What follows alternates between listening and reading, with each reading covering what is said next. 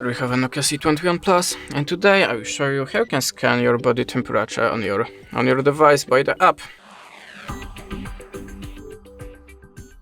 So I choose that one, app, so I have to open it now. Remember to turn off your sounds because this app is very loud, and click skip.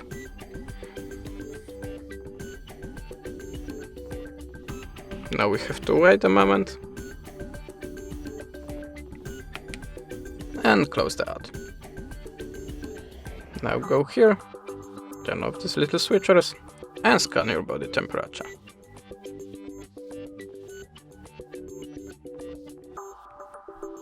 Now we have to wait a moment again.